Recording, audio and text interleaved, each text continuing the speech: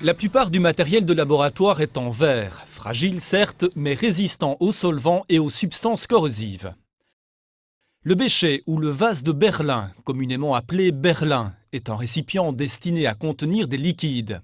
Sa capacité varie de quelques millilitres à plusieurs litres. La graduation mentionnée est peu précise. Il possède généralement un bec verseur. L'Erlenmeyer ou Erlen est un récipient dont le col est resserré et dont la capacité est également très variable.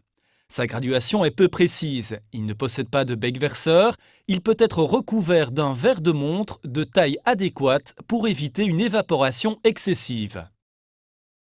Le cylindre gradué, appelé parfois éprouvette graduée, possède une graduation précise. Il est doté d'un bec verseur et sa contenance peut également être variable.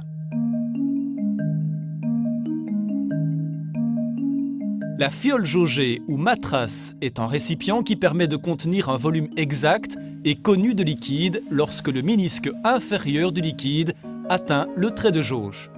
La capacité du jaugé est variable et mentionnée sur la surface externe du récipient. La mise à niveau est effectuée au goutte à goutte à l'aide d'une pipette Pasteur munie d'une poire. Cette poire permet le remplissage et la vidange de la pipette. Le jaugé est ensuite refermé avec un bouchon.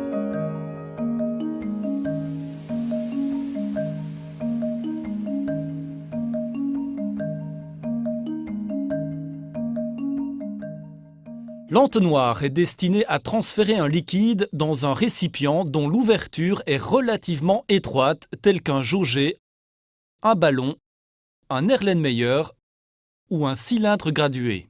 Il est de diamètre variable. La pipette graduée permet de prélever un volume variable compris entre 0,1 et 50 ml selon sa capacité. La pipette jaugée permet quant à elle de prélever un volume fixe compris entre 0,5 et 100 ml selon sa capacité. L'utilisation correcte de ces différents types de pipettes sera abordée dans le chapitre 3. La burette ou burette de titrage est une colonne creuse graduée au dixième de millilitre et dont une des extrémités est fermée par un robinet. Le remplissage s'effectue par le haut, la mise à niveau s'effectue en ouvrant le robinet jusqu'à ce que le niveau inférieur du ménisque atteigne la première graduation. Placé sur le plateau d'une balance puis taré, le sabot est destiné à recueillir une quantité de poudre exactement pesée. La poudre est transférée dans un récipient par la petite ouverture, puis le sabot est rincé avec une picette contenant le solvant requis. La baguette de verre est destinée à une agitation manuelle d'une solution ou d'une suspension. Le barreau magnétique ou aimanté est de taille variable et enrobé de téflon.